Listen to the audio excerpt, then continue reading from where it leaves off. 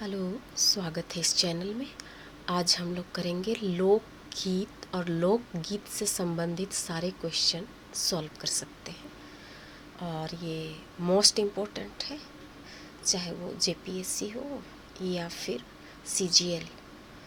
बहुत इम्पोर्टेंट है, even UGC net के लिए भी बहुत इम्पोर्टेंट है। लोकगीत सूर्यकांत पारिक के अनुसार आदिम मनुष्य हृदय के गानों का नाम लोकगीत है। सभी लोग लोकगीत का अलग अलग परिभाषा दिए हैं, तो एक दो जन का देख लेते हैं, आ सकता है क्वेश्चन। मानव जीवन की, उसके उल्लास की, उसकी उमंगों की, उसकी करुणा की, उसके रुदन की, उसकी समस्त सुख दुख की कहानी इनमें चित्रित है। अर्थात लोकगीत से मनुष्य का जीवन में होने वाले हर प्रकार के एहसास या फिर खुशी या दुख सबको प्रकट किया जा सकता है। डॉक्टर श्याम परमार कहते हैं, गीतों में विज्ञान की तराश नहीं, मानव संस्कृति का सारल्य और व्यापक भावों का उपहार है। भावों की लड़ियाँ लंबे लंबे पेड़ों सी, स्वच्छ पेड़ों की नंगी डालों सी, अनगढ़ और मिट्टी की भांति सत्य है। सभी लोगों का लोकगीत का लेकर के अलग अलग परिभाषा है। हम लोग देखेंगे देवेंद्र सत्यार्थी के कथन अनुसार लोकगीत क्या है। कहाँ से आते हैं इतने गीत, स्मरण विस्मरण की आंखें मिचौनी से, कुछ अट्ठास से, कुछ उदास हृदय से। कहाँ से आते हैं इतने गीत, जीवन के खेत में उगते हैं ये सब गीत। कल्पना भी अपना काम करती है, रसवृत्ति और भावना भी, नृत्य का हिलोरा भी, पर ये सब है खाद, जीवन के सुख, जीवन के दुख, ये है लोकगीत के बीज। अर्थात लोकगीत जीवन के सुख और दुख, ये सारे लोग बीज के रूप में, लोकगीत के बीज के रूप में कार्य करते हैं। हमारे जीवन में आने वाले सारे सुख और दुख ही लोकगीत का उपज का कारण बनते हैं या बीज हैं। सृष्टि के आदिकाल में सामाजिक चेतना के साथ लोकगीत का उदय हुआ, जिसका संबंध जनजीवन से था। शनय शनय मानव में ज्ञान विकसित हुआ और उसने लयबद्ध बोली में अपने सुख दुख की कहानी कहना प्रारंभ किया। अर्थात धीरे धीरे लोकगीत का रूप लेने लगा, लय के तरीके में गाया जाने लगा सुख दुख को। यह लयबद्धता ही लोककंठ का आश्रय पाकर लोकगीत बनी। स्पष्ट है कि लोकगीत लोक में प्रचलित गीत ही होता है, पर इस प्रचलन के दो अर्थ हो सकते हैं। एक तो किसी समय विशेष में प्रचलित ऐसे होता है कि कभी कभी कोई गीत समय विशेष मात्र में प्रचलित हो।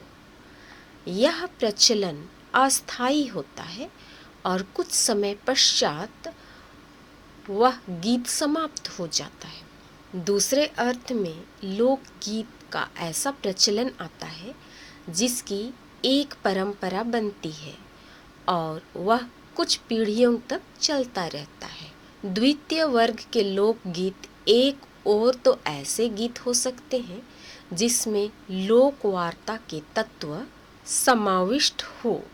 ऐसे गीतों में भूविज्ञानविद के लिए बहुत सामग्री रहती है। दूसरी ओर ऐसे भी लोकगीत होते हैं जिनके लोक मनोरंजन के उपकरण जुटाता है। दोनों प्रकार के गीतों में लोक संस्कृति के विविध चरण परिलक्षित होते हैं। अर्थात लोकगीत को हम लोग दो भाग में बांट सकते हैं। एक भूविज्ञानविद का अर्थ हो गया भूमि से संबंधित जितने भी प्रकृति व पहाड़, नदी, नाला, फूल, पेड़, पक्षी, उनका लेकर के जो गाना बनता है, प्रकृति से संबंधित। और दूसरा हम लोग का मनोरंजन से संबंधित जो गाना बनता है उसको हम लोग संस्कृति कह सकते हैं, समाज की संस्कृति से संबंधित गाना कह सकते हैं।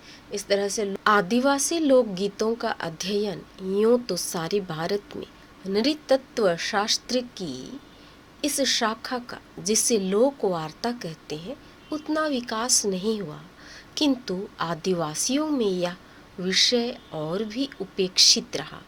जहाँ आदिवासियों के खंडहर को पुराना जंगल झाड़ से ढका हुआ पाकर नृतत्व शास्त्रियों ने इस पर सबसे अधिक धावा बोला, वहीं इनकी अशिक्षा, पिछड़ेपन और विकट परिस्थितियों के कारण इनकी वार्ताएं अपेक्षाकृत अधिक रहस्यमयी बनी रही। अर्थात लोकगीत को ज़्यादा फोकस नहीं किया गया है, बहुत सारे कारण हैं उसके। मुंडाओं की सभी प्रकार की लोकगीतों की संख्या सबसे अधिक है, जो मौखिक परंपरा में पता नहीं कब से चले आ रहे हैं। किसी किसी मुंडा युवक को सैकड़ों गीत याद हैं, और ऐसे कोई भी नहीं होंगे जो थोड़े बहुत गीत नहीं जानते हो। अर्थात जो मुंडा है और विशेषकर जो गांव के निवासी हैं, कोई भी ऐसा नहीं होता जिनको गाना नहीं आता, विशेषकर लोकगीत। मुंडारी लोकगीतों के विषय में स्मृति के समान विस्मृति की भी परंपरा है। मुंडा अपने गीतों को किसी पाठशाला में नहीं सीखते। नृत्य के अकड़ा अर्थात सांस्कृतिक केंद्र, कहीं कहीं अखाड़ा बोलेंगे, कहीं कहीं अकड़ा बोलेंगे, के मस्त वातावरण में ही नए नए गीत सीखे जाते हैं।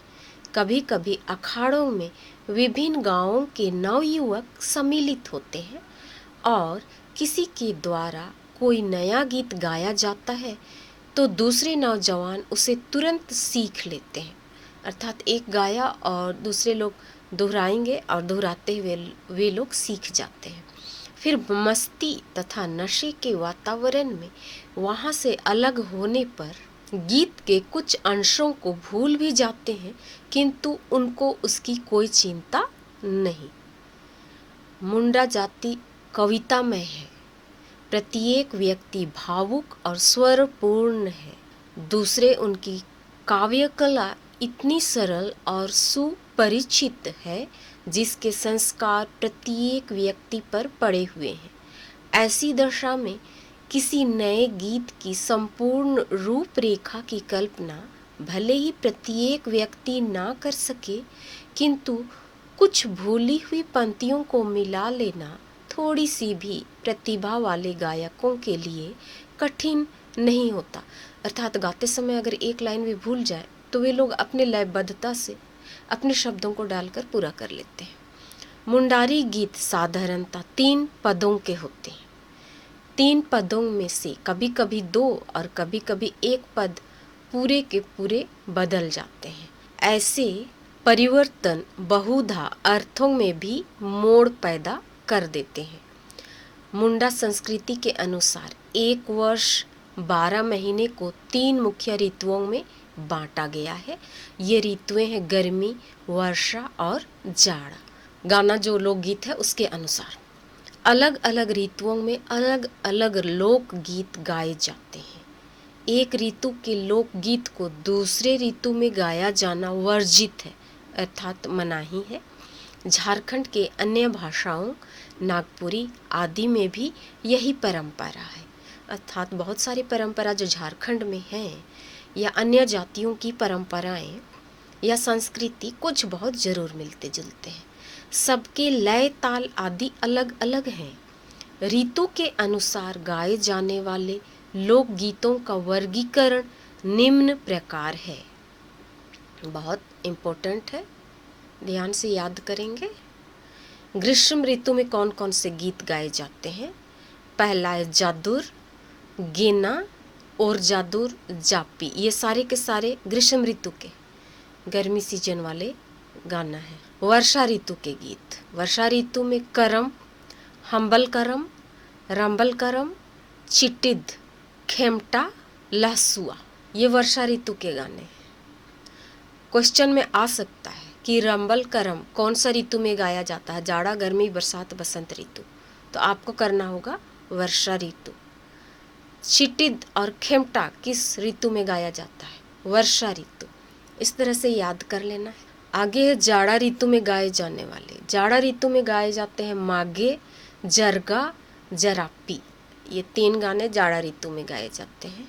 यहाँ पर ग्रीष्म ऋतु में जापी गाया जाता है और जाड़ा ऋतु में जरापी गाया जाता है। तो ध्यान देंगे इस दोनों को, जरापी और जापी अलग अलग है। इन ऋतु आधारित लोक गीतों के अलावे मुंडा जनजाति में संस्कारों जैसे छठियारी, नामकरण, कर्णविधन अर्थात कान का छेदन, विवाह आदि के अवसर पर भी कुछ लोकगीत गाए जाने का प्रचलन है, अर्थात होते चला आ रहा है ये सब गानों का प्रचलन, और शादी वगैरह में सुनने को मिलता है। उपर्युक्त लोकगीतों पर एक सरसरी नज़र डाल लेना समीचीन होगा, अर्थात सारे गीतों को हम लोग हल्का फुल्का देख लेते हैं, उससे रिलेटेड क्वेश्चन जरूर देता है। पहला है जादुर। मुंडाओं का सबसे प्रमुख और प्राचीन राग का गीत जादुर है, अर्थात मुंडा सबका सबसे प्रमुख और प्राचीन राग गीत जादुर है। जादुर सबसे प्राचीन और सबसे प्रमुख। यह वसंत गीत है, अर्थात बसंत ऋतु में गाया जाता है। बा पोरब, नेग या सरहुल इनका प्रमुख त्यौहार है। किस त्यौहार में गाया जाता है जादुर? बा पोरब या सरहुल, सरहुल को ही बा परब कहते हैं, जो वसंत उत्सव है, अर्थात वसंत ऋतु का उत्सव है, त्यौहार है। इस अवसर पर जादुर गीत गाए जाते हैं। एक वानगी एग्जाम्पल के लिए एक दिया हुआ है। नवपल्लित कोम्पल या नवपुष्पित फूल, नवपुष्पित फूल साइये कुंवारापन, परजीवी पौधा लगा डाल या तैयार हड़िया, परजीवी पौधा लगा डाल सहिए बुढ़ापा, नवपुष्पित फूल सहिए कुंवारापन, प्रिय इस बात पर हो तुम आत्ममुग्ध, परजीवी पौधा लगी डाल सा ये बुढ़ापा, इस बात की है आपको चिंता। ये इधर मुंडा से है और इधर हिंदी से है। गायक इस गीत के माध्यम से कुंवारापन को खिले हुए फूल की उपमा देता है तथा वृद्धावस्था को परजीवी पादप लगे हुए वृक्ष की डाली कहकर संबोधित करता है। अगली कड़ी में पुनः कुंवारापन की खुशी और वृद्धावस्था की चिंता का सवाल करता है, अर्थात संकेत करता है कि वे सभी स्थितियां जीवन में क्षणिक और अवश्यंभावी हैं, अर्थात जीवन हमेशा के लिए जवानी का नहीं रहेगा या बुढ़ापा के लिए नहीं रहेगा, ये आगे बढ़ते रहता है और क्षणिक कहा जा सकता है। जीवन आज नहीं तो कल समाप्त हो जाएगा। हम माफ़ी चाहते हैं इसके लिए, हम फिर से लाइब्रेरी जाना मुश्किल था, इसीलिए हम पुनः लाइब्रेरी नहीं जाने की वजह से इस तरह का फ़ोटो आया है। अगला गाना है गेना, और ये भी ग्रीष्म काल में गाई जाने वाली है। गेना राग का गीत जादुर गीतों के ही पूरक है, अर्थात जादुर के साथ साथ में गेना भी गाया जाता है, जो नृत्य की सुविधा के लिए बनाए गए हैं। जब जादुर नाचते हैं तो थक जाते हैं, नृतकों को थोड़ा रेस्ट मिल जाए इसके लिए लोग गेना को गाते हैं और इसमें थोड़ा कम स्पीड में नाचा जाता है। बहुधा 2 जादुर गीतों के बाद गेना गाया जाता है। 2 जादुर गीत हो जाने के बाद तो लगभग थक जाते हैं लोग, या नृतक लोग थक जाते हैं, तो गेना गाते गाते लोग काफ़ी रेस्ट ले लेते हैं। धीरे धीरे चाल का, धीमा चाल में इसको नाचा जाता है, गाया जाता है, जो जादुर गीत की ताल को थोड़ी देर के लिए बदल देता है। एक गीत द्रष्टव्य है, यहाँ एक गीत दिया हुआ है, क्लियर नहीं है, उतना स्पष्ट नहीं दिख रहा है, इसीलिए पार कर देते हैं। तीसरा है और जादुर, ये भी जादुर के पूरक है, अर्थात जादुर के साथ साथ में और जादुर भी गाया जाता है। इनके लय और छंद जादुर से कुछ भिन्न होते हैं, किंतु गाने का समय, मौसम और उपयोग वही है। एक गीत हम लोग देखेंगे, बुरु रे मानी दो बेड़ा रे रई, उरिया बराया मानी दो किदरा कुदरा मरई, सीधे लेकागे मोनिया मानी दो गोदे लेकागे सनंग रई, आलो कुड़िम सीधे या मानी दो आलो कुड़िम गोदे या रई। पहाड़ी पर सरसों रे, पहाड़ी पर मैदान पर राई, लहलहा रहा है सरसों रे, डोल रहा है राई, जी करता है तोड़ ले फूल राई का, ना तोड़ रे बाला साग सरसों का, ना तोड़ रे बाला फूल राई का। चौथा है करम, जादुर के बाद सबसे प्रमुख स्थान करम गीत का आता है। जादुर के बाद सबसे प्रमुख स्थान करम गीत का है। जो भाव, लय और लोकप्रियता की दृष्टि से जादुर गीतों से भी बढ़े हुए हैं, अर्थात जादुर गाना से भी ज़्यादा गाए जाते हैं लोकप्रियता होने की वजह से। सरहुल की समाप्ति ही करम गीतों का प्रारंभ होता है। एमसीक्यू के लिए बहुत इम्पोर्टेंट है। मुंडा लोग सरहुल की अंतिम संध्या आने के पहले ही उसी दिन के धुंधले प्रभात में 2-4 करम गीत गाकर इस राग की शुरुआत की घोषणा कर देते हैं। इन गीतों का क्रम नित्य बदलते रहने वाले वातावरण में अपना रूप बदलता हुआ आश्विन के अंत तक चलता है।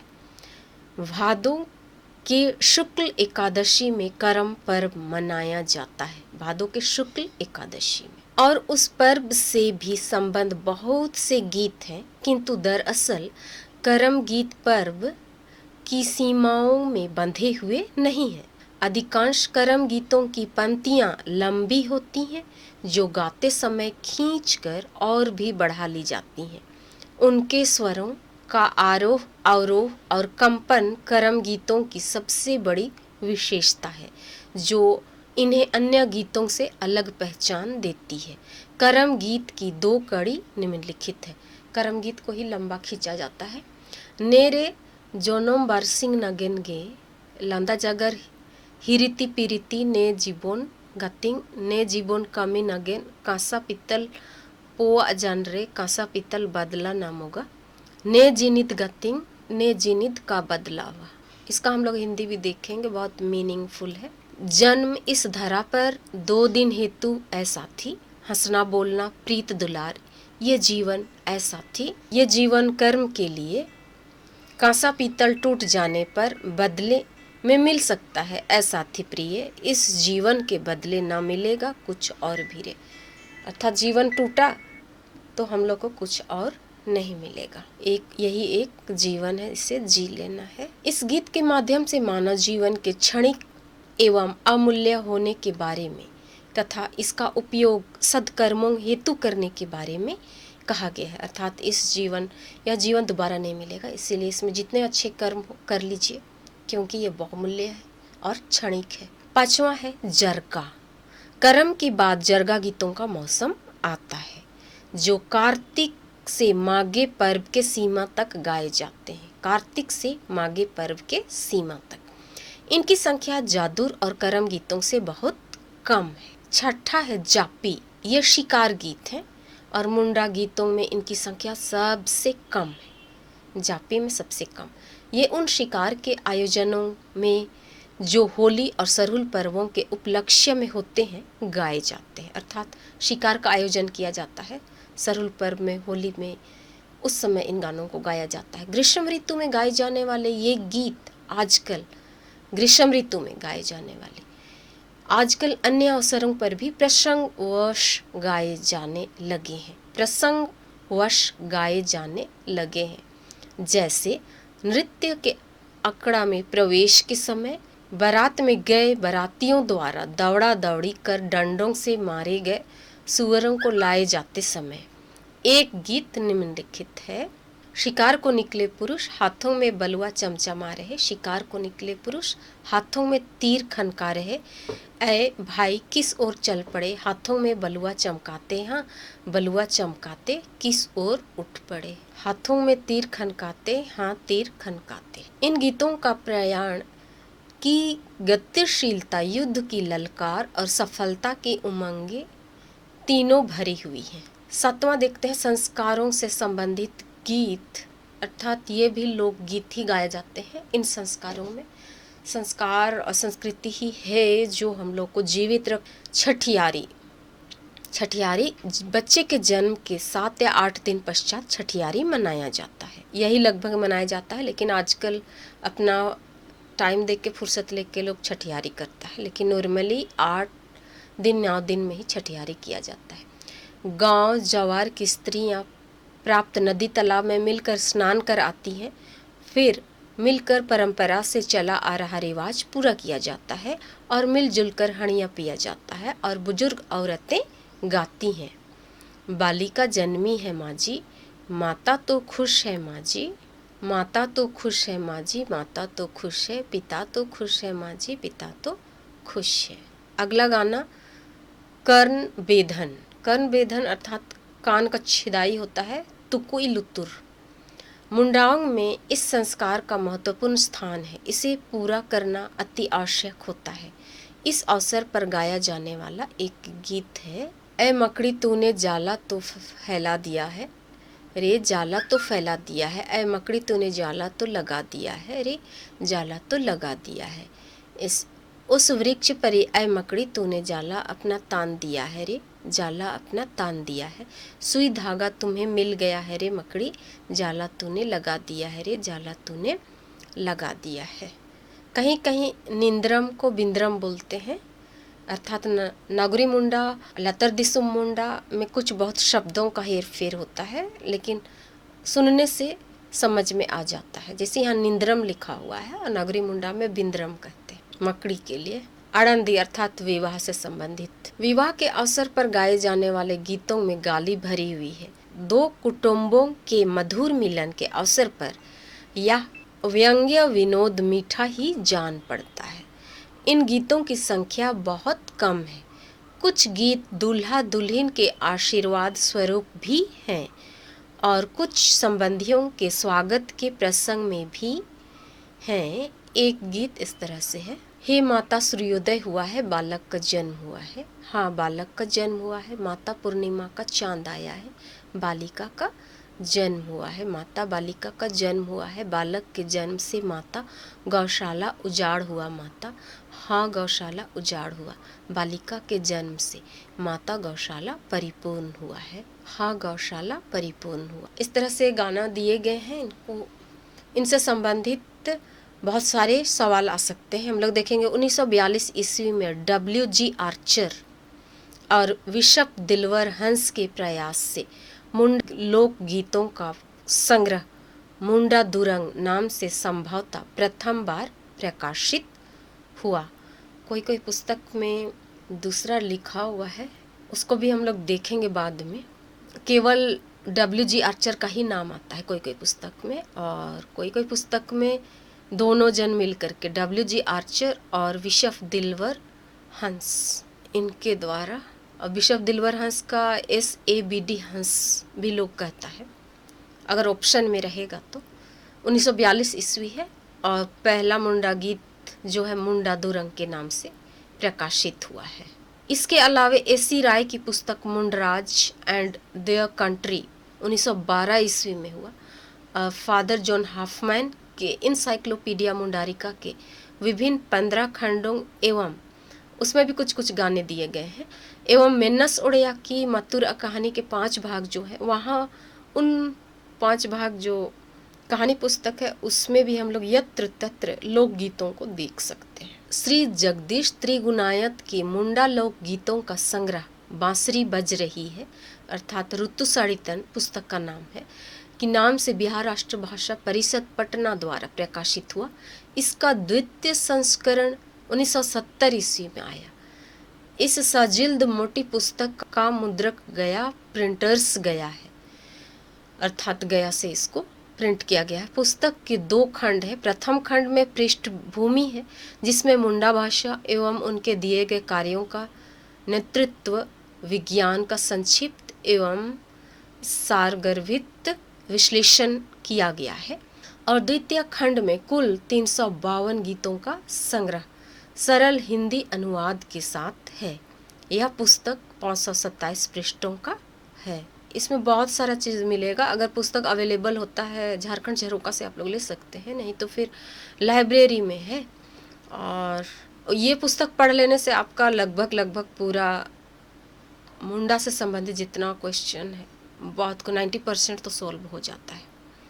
इसीलिए अगर आप लोग जा सकते हैं तो लाइब्रेरी में अवेलेबल है बहुत सारा पुस्तक। ऋतुसाड़ितन या बांसुरी बज रही है, मोटा सा पुस्तक है। या फिर आप ख़रीदना चाहेंगे तो झारखंड झरोखा जो रातू चौक के पास है, रातू चौक के पास से हम लोग सामने की ओर देखेंगे कांके रोड की तरफ, तो हम लोग को दिखेगा एक बड़ा सा पानी का टंकी। पानी का टंकी की ओर जाने से रोड के ऑपोजिट में, टंकी रोड का ऑपोजिट में है और रोड के इस साइड में झारखंड झरोखा है, किसी से भी पूछ लेने से वहाँ प्रथम तल्ला मतलब ग्राउंड फ्लोर में ही है, छोटा सा दुकान है, वहाँ अवेलेबल हो सकता है। अगर वहाँ नहीं मिलेगा तो फिर लाइब्रेरी में है, बहुत सारा है, आप लोग ले सकते हैं पढ़ने के लिए। लेकिन लेने के लिए आपके पास आईडी होना चाहिए। पीजी कर रहे हैं मुंडारी में, उनके लिए आसान है, और जो नहीं कर रहे हैं वो सब झारखंड झरोखा से ले सकते हैं। और बहुत सारे सवालों का जवाब आपको इसमें मिल जाएगा। हाल ही में झारखंड जनजातीय कल्याण शोध संस्थान मोराबादी रांची द्वारा मुंडारी लोकगीतों का संग्रह अनायुम दुरंग नाम से प्रकाशित हुआ है। इसका प्रथम संस्करण मार्च 2010 में आया है। यह 616 पृष्ठों की मोटी पेपर बैक पुस्तक है। इनके गीतों को कुछ अध्यायों में वर्गीकृत किया गया है। इस संकलन को पद्मश्री डॉक्टर रामदयाल मुंडा के नेतृत्व में कई मुंडारी प्रेमियों ने मिलकर किया है, अर्थात सारे मुंडारी प्रेमी जो लोग हैं सब कोई मिल करके किए हैं, और 2010 में यह पुस्तक आया है। अनायुम दुरंग ही दुरंग मिल जाएगा आपको झारखंड झरोखा में, और लाइब्रेरी में मिल जाएगा। आप लोग अगर गीत से संबंधित कोई भी सवाल होगा तो उसमें अलग अलग कर दिया गया है कि कौन करम गीत है, कौन जरगा है, कौन जापी है, कौन गेना है, सारा चीज़ अलग करके किया गया है। आप लोग ले सकते हैं, देख सकते हैं, पढ़ सकते हैं। इस प्रकार हम लोग का लोक गीत से संबंधित जितना क्वेश्चन है हमको लगता है इसके अंदर सॉल्व हो जाएगा। धन्यवाद।